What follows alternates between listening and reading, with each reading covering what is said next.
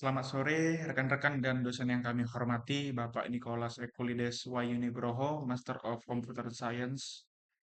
Saya selaku Ketua Kelompok Apostle Felix Marcelis Regar dengan NIM 231102210 bersama rekan saya. Saya Bhg Malaysia Fauzi dengan NIM 23111022208. Nah, hari ini kami akan mempresentasikan tugas besar mata kuliah kami, analisis kompleksitas algoritma kami yang berjudul Algoritma Pengurutan Foto dengan Pelompokan Warna untuk Penyuntingan yang Efisien. Di mana inti dari proyek ini bertujuan untuk mengembangkan algoritma otomatis yang dapat mengelompokkan foto berdasarkan warna dominan dan kompleksitas visual, yang bertujuan membantu fotografer yang profesional mengelola ribuan foto dengan cepat dan juga efisien.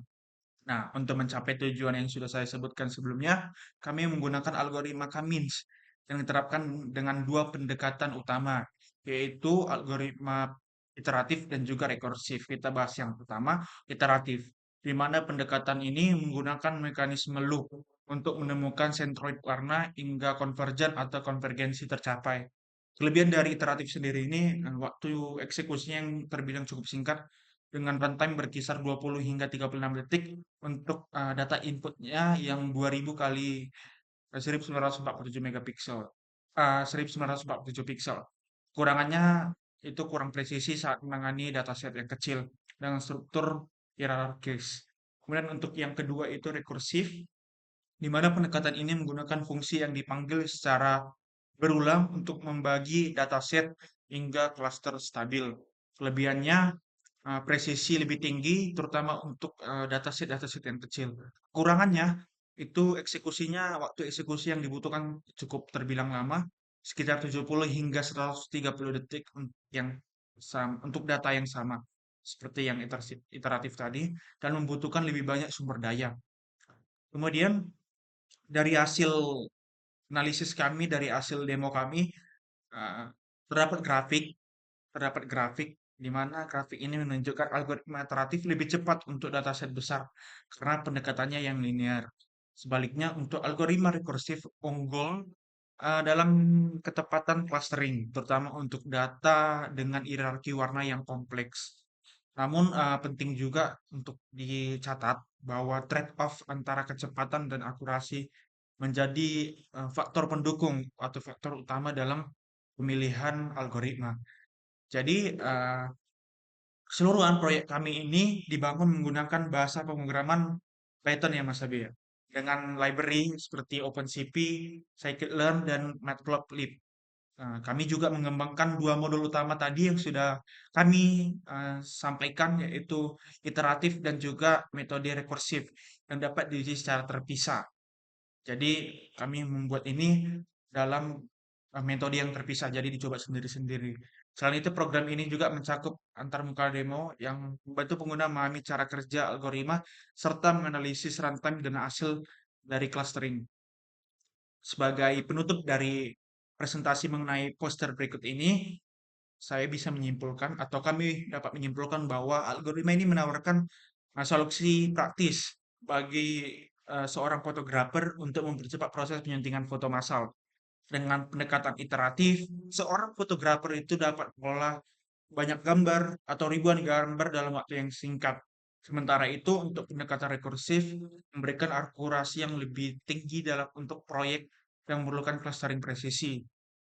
Kami berharap penelitian atau demo program ini menjadi langkah awal untuk mengembangkan algoritma pelompokan gambar yang lebih canggih lagi dengan inovasi yang lebih maju lagi. Selanjutnya untuk penjelasan demo program akan disampaikan oleh rekan saya, Mas Abi. Baik, saya akan menjelaskan kode program dan jalannya program. Yang pertama yaitu untuk program iteratif. Kami menggunakan 7 library. Yang pertama ada OS untuk operasi file dan folder. Selanjutnya ada CV2 untuk membaca dan memproses gambar. Lanjut ada NumPy untuk manipulasi data berbasis array. Selanjutnya ada sklearn.cluster untuk menerapkan cluster dan kamil. Selanjutnya ada time untuk mengukur waktu eksekusi.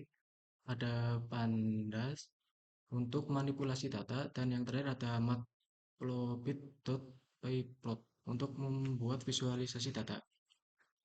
Masuk ke function yang pertama yaitu extract dominant color. Eh, Pada function ini itu bertujuan untuk menentukan warna dominan pada sebuah gambar. Fungsi ini menerima masukan berupa gambar dan format array. Numpit dengan dimensi tinggi X lebar X3 serta parameter opsional K yang menunjukkan jumlah klaster untuk algoritma K-means. Prosesnya dimulai dengan menentukan gambar 3D menjadi dua dimensi, sehingga setiap pixel diwakili oleh nilai RGB dalam satu baris memudahkan penerapan clustering. Selanjutnya, algoritma Cummings digunakan untuk mengelompokkan warna pixel menjadi cluster. Warna dominan kemudian diidentifikasi sebagai warna dalam cluster dan jumlah pixel terbanyak yang terbentuk menggunakan NP-ARG-Max berdasarkan frekuensi label cluster A. Akhirnya warna dominan ini dikonversi ke dalam format integer RGB, misalnya 255,0,0 untuk merah dan dikembalikan sebagai output. Lanjut ke function yang kedua yaitu group image by color. Pada function ini dirancang untuk mengelompokkan gambar berdasarkan warna dominannya. Fungsi ini menerima tiga parameter, yaitu image folder sebagai patch ke folder berisi gambar, lalu output folder sebagai lokasi penyimpanan hasil pengelompokan, dan K yang menentukan jumlah cluster untuk algoritma Cummings. Selanjutnya untuk function yang ketiga, yaitu fungsi analisis runtime. Fungsi ini bertujuan untuk mengukur kinerja fungsi extract dominant color berdasarkan ukuran gambar. Fungsi ini menerima dua parameter, yaitu image folder untuk patch ke folder yang berisi gambar, dan K jumlah cluster untuk algoritma Cummings. Lanjut ke fungsi yang keempat yaitu fungsi visualis runtime, bertujuan untuk menampilkan hubungan antara ukuran input gambar dan waktu eksekusi function extract dominant color dalam bentuk visual. Fungsi ini menerima dua parameter yaitu input size, daftar ukuran input atau jumlah pixel, dan runtime yaitu daftar waktu eksekusi untuk masing-masing ukuran input. Lanjut ke main function. Pada fungsi utama, program pertama-tama menjalankan fungsi group image by color untuk mengelompokkan gambar ke dalam folder berdasarkan warna dominan. Setelah pengelompokan selesai, program melanjutkan dengan menjalankan fungsi analyze runtime untuk mengukur waktu eksekusi fungsi extract dominant color terhadap setiap gambar. Sambil mencatat ukuran gambar berdasarkan jumlah pixel, data diperoleh kemudian divisualisasikan menggunakan fungsi visualis runtime yang menghasilkan grafik hubungan antara ukuran gambar dengan waktu eksekusi. Akhirnya program memberikan hasil pengelompokan dan analis runtime secara terorganisir, mempermudah pemahaman efisien algoritma serta pengelolaan gambar. Lanjut ke program rekursif. Pada program ini terdapat beberapa perbedaan, yaitu yang pertama pada library-nya, tidak ada library clustering. Program ini melakukan proses secara manual. Yang kedua pada library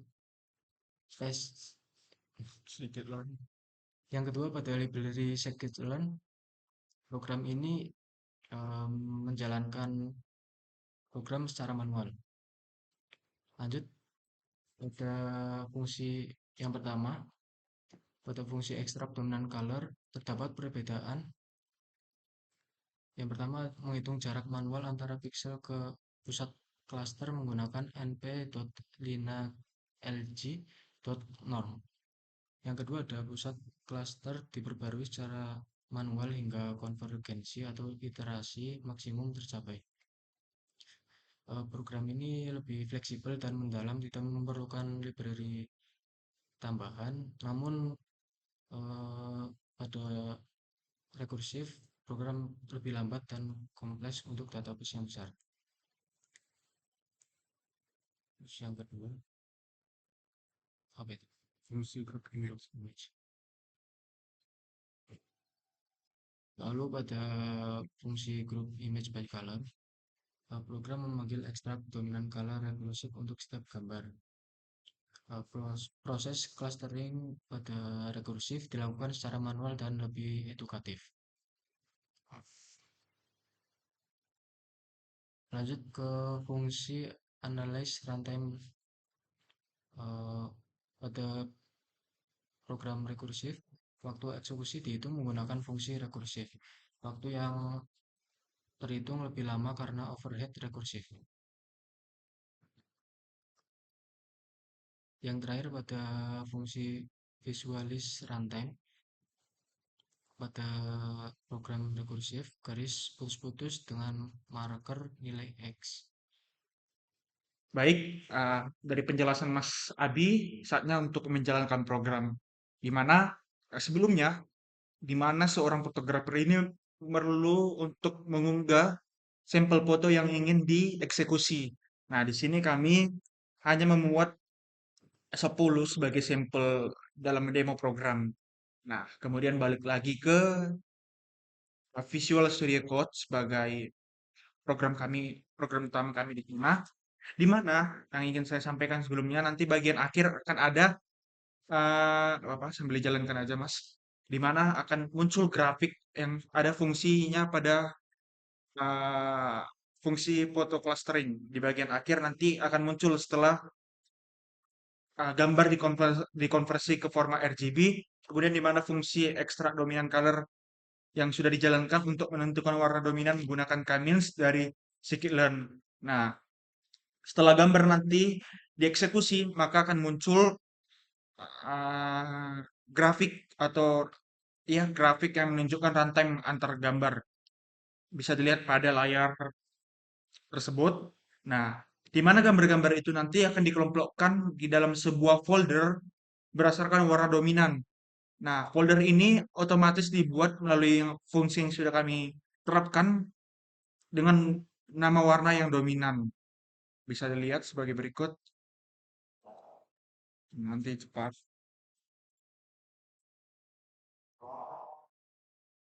Karena membutuhkan waktu yang cukup lama, kemungkinan video akan kami percepat untuk membersihkan waktu. Untuk setiap gambar, ukuran input atau jumlah pixel akan dihitung, di mana waktu eksekusi fungsi dari extract dominant color diukur, daftar ukuran input dan waktu eksekusi disimpan. Nah, yang sudah saya sampaikan sebelumnya, ada fungsi di mana akan menampilkan grafik dari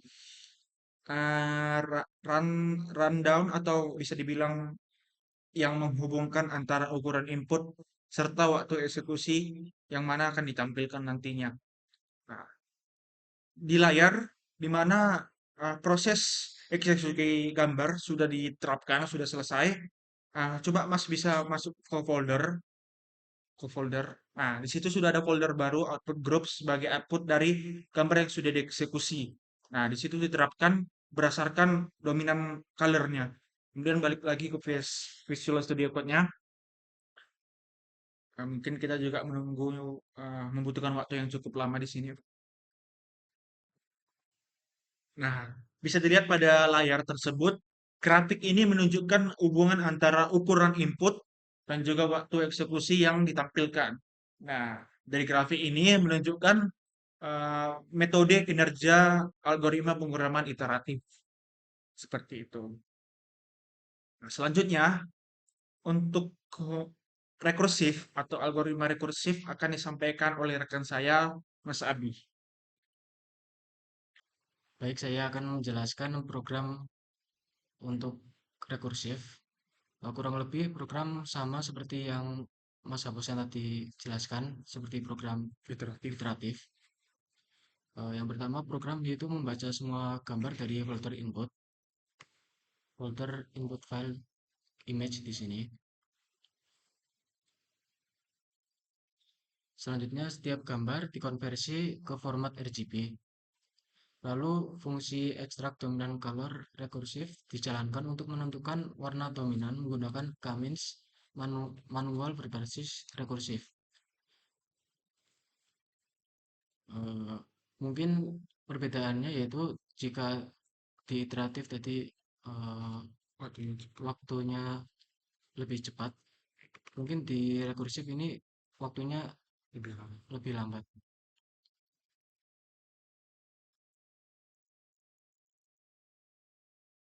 Nah, di sini gambar dikelompokkan ke dalam folder berdasarkan warna dominan.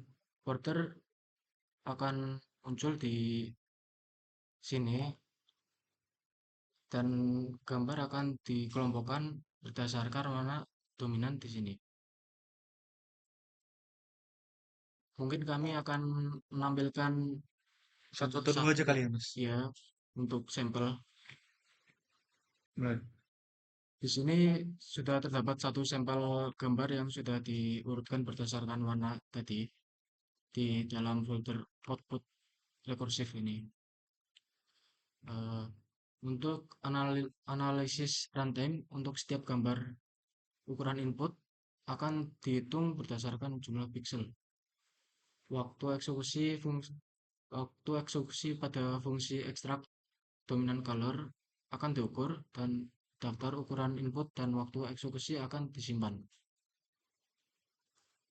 Baik, karena kami hanya memiliki 3 sampel pada algoritma rekursif ini, kami akan langsung menunjukkan grafik yang telah kami run sebelumnya.